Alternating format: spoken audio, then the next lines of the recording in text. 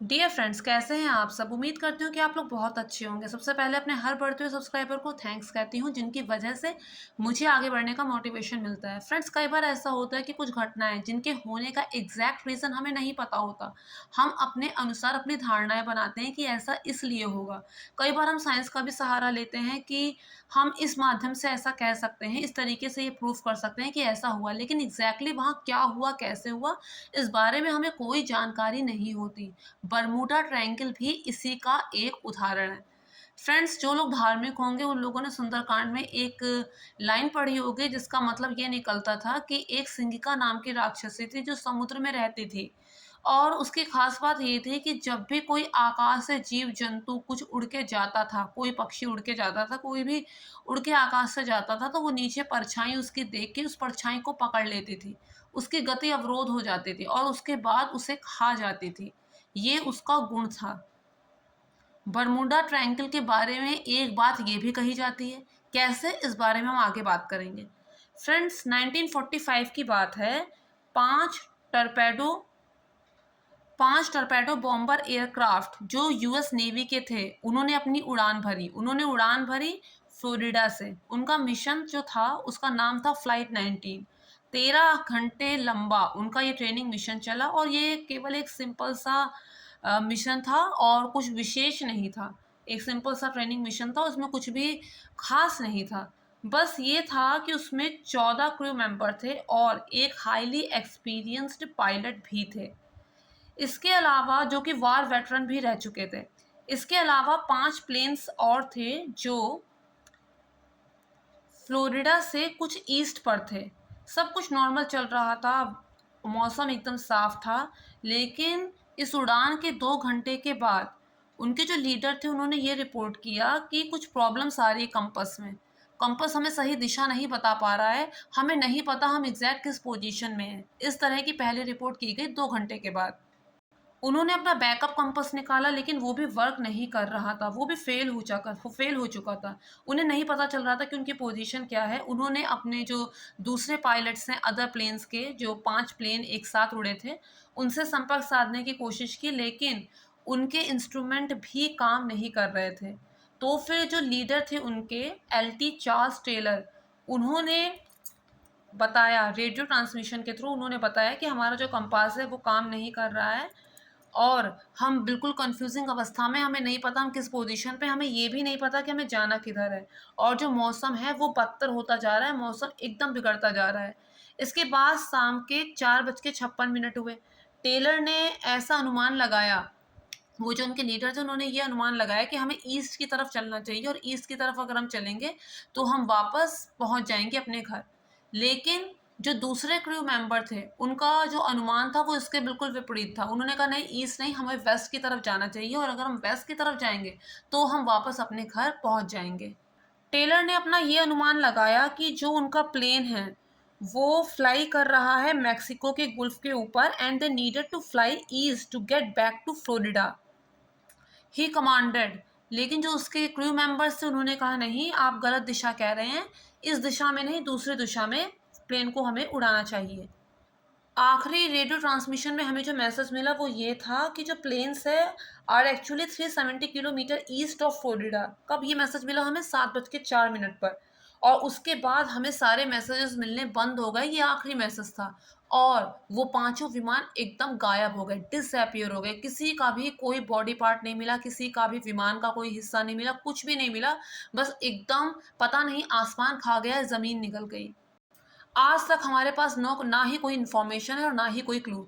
ऐसा नहीं कि इसका पता लगाने की कोशिश नहीं की गई। एक mariner search and rescue aircraft जो 13 क्रू मेंबर के साथ था उसको भेजा गया इनका पता लगाने के लिए। यानी 14 क्रू मेंबर इनमें थे, ये जो 5 विमान गायब हुए। और उसके बाद एक दूसरा mariner search and rescue aircraft जिसमें 13 क्रू मेंबर थे उसे भेजा गया कि पता लगाओ क्या हुआ होगा। वो भी वहां तक पहुंचा जहां तक उन्हें अनुमान था कि यहाँ तक ये प्लेन गए होंगे। उसके बाद वो भी पूरी तरह से डिसअपियर हो गया, एकदम गायब। उसका भी कुछ अता पता नहीं चला। वैसे ही ना तो कोई बॉडी पार्ट्स मिले, ना एयरक्राफ्ट का कोई टुकड़ा मिला, कुछ नहीं मिला। पता नहीं क्या हुआ।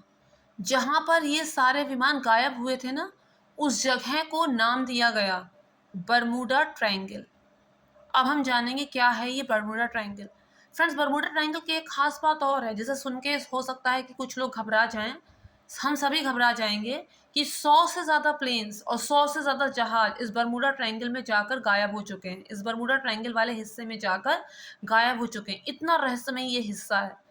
ये जो हिस्सा है वो कहाँ से कहाँ तक है? वो अमेरिका में फ्लोरिडा से लेकर Puerto Rico and the country Bermuda in the north triangle, एक ट्रायंगल इन द नॉर्थ, एक ट्रायंगल सा बन जाता है। और वो जो ट्रायंगल है जहाँ अमेरिका में फ्लोरिडा से लेकर Puerto Rico and the country Bermuda, इसके बीच ये जो तीनों ये सब मिलकर जो हिस्सा बना रहे हैं ट्रायंगल की आकृति का, इसी को कहा जा रहा है बर्मुडा ट्रायंगल। और ये हिस्सा कोई छोटा मोटा नहीं है, 5 लाख स्क्वायर मील से भी ज़्यादा बड़ा है ये हिस्सा। और इसके किस्से जो हैं वो 500 साल से भी ज़्यादा पुराने हैं।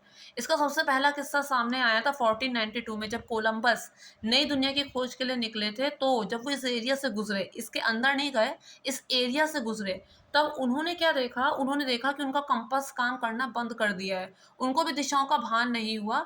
और उन्होंने देखा कि आकाश से एक आग का गोला आया और इसी बर्मुडा ट्रायंगल में जाकर समाहित हो गया।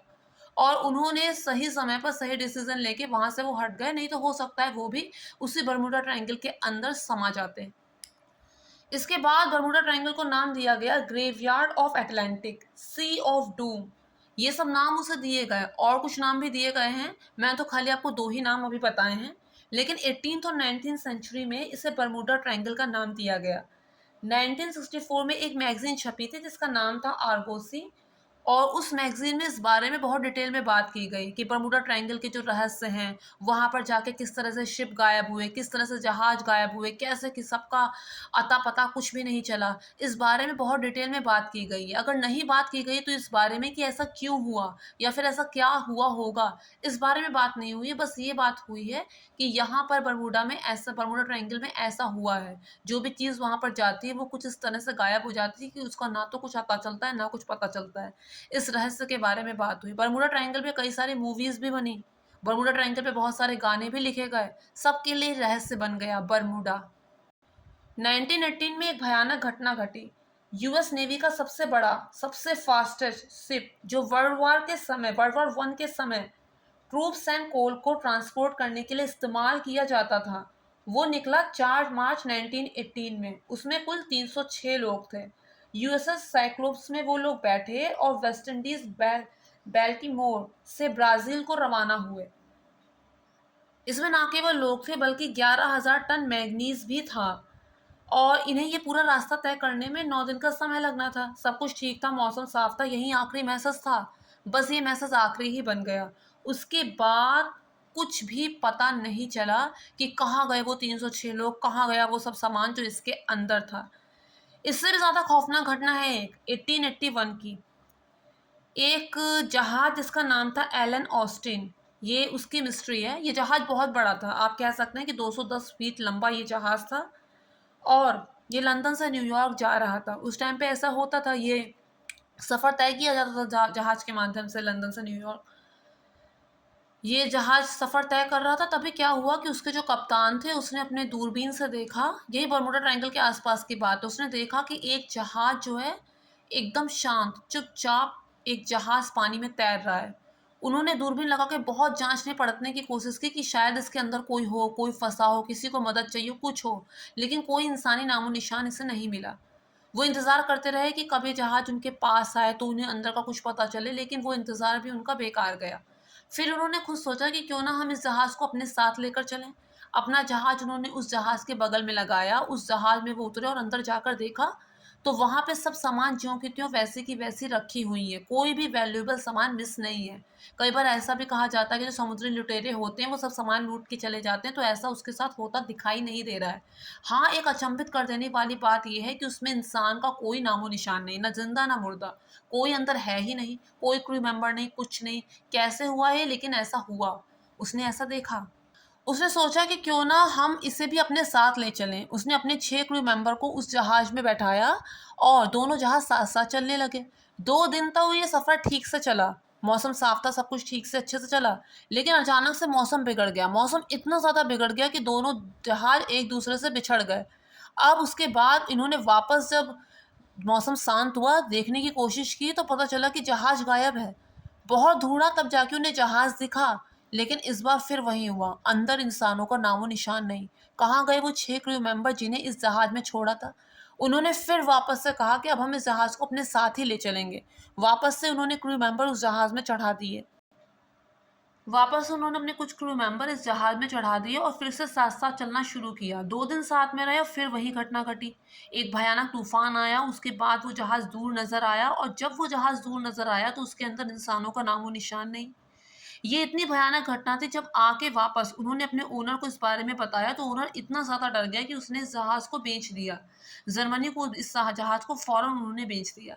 फ्रेंड्स, ये घटना इतनी पुरानी है कि वो वेरीफाइड नहीं हो पाई, और जो चीज़ वेरीफाइड नहीं हो पाई, कैसे माने कि वो सच थी कि झूठ?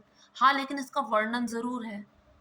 ये तो मैंने आपको बताया कि बरमूडा ट्रायंगल के रहस्य क्या हैं। अब हम इस बारे में बात करेंगे कि जो बरमूडा ट्रायंगल में ये सब घटनाएँ घटती हैं, उसके रीज़न क्या-क्या हो सकते हैं। पहला रीज़न ये दिया गया, एक ये थ्योरी निकल के सामने आई कि जो बरमूडा ट्रायंगल का एरिया है, वहाँ पर एलियंस आते हैं और वो एलियंस जो हैं, जो शिप और एरोप्लेन को उड़ा कर ले जाते हैं। दूसरी थ्योरी ये सामने आई कि जो बरमूडा ट्रायंगल जहाँ पर है, वहाँ पर एक सी मॉन्स्टर रहता है। जैसा कि मैंने आपको शुरुआत में बताया था सिंघी का, वहाँ पर एक सी मॉन्स्टर रहता है जो सब जहाज, प्लेन जो भी उसके रास्ते में आता है उसे निगल जाता है। इसके अलावा थ्योरी जिस पर विश्वास किया जा सके, वो कुछ इस तरह से सामने आई कि इस यहाँ का समुद्र ही कुछ ऐसा है, यहाँ पे इतने भंवर उठते हैं कि जो भी चीज़ उसके रास्ते में आएगी, वो उसी भंवर से उसके अंदर जाके ख़त्म हो जाएगी। इसके अलावा साइंटिफिकली जो चीज़ें प्रूफ हुई, उसके बारे में अब हम बात करेंगे। पहली बात तो ये है कि यहाँ पर कंपास काम नहीं किया, इसका क्या रीज़न हो सकता है? इसका रीज़न ये है, मैग्नेटिज्म।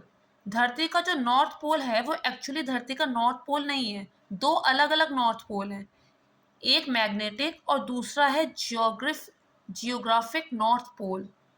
तो कंपास में जो हम देखते हैं उसमें हमें पता चलता है कि जो मैग्नेटिक नॉर्थ पोल है वो अलग है और जो जियोग्राफिक नॉर्थ पोल है वो अलग है। लेकिन पृथ्वी पर कुछ ऐसे हिस्से भी होते हैं जहाँ पर ये मैग्नेटिक नॉर्थ पोल और जियोग्राफिक नॉर्थ पोल एक हो जाते हैं, इन दोनों का डिफरेंस ख़त्म हो जाता है। कुछ एरिया ऐसा होता है जहाँ दोनों एक मिलेंगे, उसे एगोनिक लाइन्स भी कहते हैं। ये एगोनिक लाइन हर 200-300 साल में बदलती रहती है। तो इस वजह से यहाँ पर कंपास को कन्फ्यूज़न होता है। नॉर्थ पोल, जो मैग्नेटिक नॉर्थ पोल और जो जियोग्राफिक नॉर्थ पोल है, वो दोनों एक हो जाते हैं और सही दिशा का यहाँ पर भान नहीं होता। पिछले 200-300 साल से वो एरिया यही बरमूडा ट्रायंगल में है। दूसरी बात, यहाँ पे जो पानी है, अगर हम सैटेलाइट से देखें तो पानी कम है, उथला है। तो ये भी कहा जा सकता है कि यहाँ पर ऐसा दलदल हो कि जो भी प्लेन या जो कुछ भी यहाँ पे जहाज़ फँस जाते हैं, वो अंदर ही मिट्टी में समा जाते हैं। इसके अलावा ये भी कहा जा सकता है कि जितनी भी भंवर उठती है, वो यहाँ पर सबसे ज़्यादा है। इस बरमूडा ट्रायंगल वाले एरिया में सबसे ज़्यादा जितने भी हुरिकेन्स होते हैं, वो यहाँ पर सबसे ज़्यादा है, जिस वजह से जहाज और प्लेन गायब हो जाते हैं। इसके अलावा एक बात ये कही गई है कि जैसे पानी में अगर नमक की मात्रा बढ़ जाए, तो उसकी डेंसिटी बढ़ जाती है। कोई अगर पानी में डूब रहा है, लेकिन जहाँ पर नमक की मात्रा अधिक है, जिसे डेड सी भी कहते हैं, वहाँ पर वो अपने आप फ्लोट करने लगता है। वैसे ही इसके उल्टे जो मीथेन हाइड्रेट्स है, यहाँ पर इस बरमूडा ट्रायंगल में, उस एरिया में मीथेन हाइड्रेट्स की जो मात्रा है वो इतनी ज़्यादा है कि वो उल्टा काम करती है। वो उसकी डेंसिटी को, पानी की डेंसिटी को कम कर देती है, जिससे जहाज़ तैर नहीं पाते, वो एकदम आके बॉटम पे धड़ाम से गिर जाते हैं। ये सब रीज़न दिए गए। इसमें से कुछ रीज़न ऐसे हैं जो साइंटिफिकली साबित हो सकते हैं। जैसे कि मैंने आपको बताया अभी-अभी मीथेन हाइड्रेट्स वाली बात, जैसा कि मैंने बताया आपको, सैटेलाइट से हमने देखा है कि यहाँ पे पानी कम है, उथला है, दलदल है, जो भी है। इसके अलावा मैंने आपको बताया कि यहाँ पे जो कंपास इसलिए काम करना बंद कर देता है क्योंकि मैग्नेटिक नॉर्थ पोल और जियोग्राफिक नॉर्थ पोल दोनों एक हो जाते हैं, कन्फ्यूज़न क्रिएट होता है। इसके अलावा एक जो सबसे बड़ी बात होती है वो ये है ह्यूमन साइकोलॉजी, क्योंकि ये सब बातें जो मैंने बताई उसमें से एग्ज़ैक्टली कोई घटना इस तरफ इशारा नहीं कर रही कि इस वजह से ऐसा हुआ होगा। बात एक जो मैंने आपको कही, ह्यूमन साइकोलॉजी, वो कुछ इस तरह से कि जैसे कोई चीज़ हम देखने लगें तो उसे हम ज़्यादा नोटिस करते हैं। सपोज़ कीजिए कोई सड़क है, वहाँ पे किसी का एक्सीडेंट हो गया अब वापस अगर उसी सड़क पे दोबारा से किसी का एक्सीडेंट हो जाएगा, तो हमारे दिमाग में ये बात आएगी कि ये सड़क ही ऐसी है। यहाँ पर देखो 2 एक्सीडेंट हो गए, फिर उसके बाद हम उस सड़क को इतने ज़्यादा नोटिस करेंगे, इतना ज़्यादा नोटिस करेंगे कि जब भी उस सड़क में कोई एक्सीडेंट होगा तो हम कहेंगे कि ये सड़क ही ऐसी है, ये जीवधारी सड़क है, इसी में बार-बार एक्सीडेंट होते हैं। सपोज़ कीजिए हमने कोई गाड़ी खरीद ली अगर, तो हम उसी गाड़ी को जब सड़क पे चलेंगे तो नोटिस करेंगे कि सब लोग इसी मॉडल की गाड़ी अब खरीद रहे हैं, जबकि ऐसा होता नहीं है। जो चीज़ हमने देख ली, नोटिस कर ली, उसी पर हमारा बार-बार ध्यान जाता है। कहने का मतलब ये समुद्र के और भी हिस्से हैं, जहाँ पर घटनाएँ होती हैं, दुर्घटनाएँ होती हैं। वहाँ पे जहाज़ गायब हो जाते हैं, वहाँ पे प्लेन गायब हो जाते हैं, ऐसे और हिस्से भी हैं, केवल बरमूडा ट्रायंगल नहीं है। लेकिन क्योंकि हमारे पास इसके बारे में इतनी सारी रहस्यमय कहानियाँ हैं कि अब हम हर बात को उसी से जोड़कर देखते हैं कि इसीलिए ऐसा हुआ होगा। ऐसा इसीलिए होगा क्योंकि यहाँ पर बरमूडा ट्रायंगल है इसलिए। तो ये कुछ बातें जो मैंने अपने अनुसार आपके सामने रखी। उम्मीद करती हूँ आपको मेरा वीडियो पसंद आया होगा। अगर पसंद आया हो तो मेक श्योर चैनल को सब्सक्राइब, वीडियो को लाइक और शेयर ज़रूर करना। Thank you so much.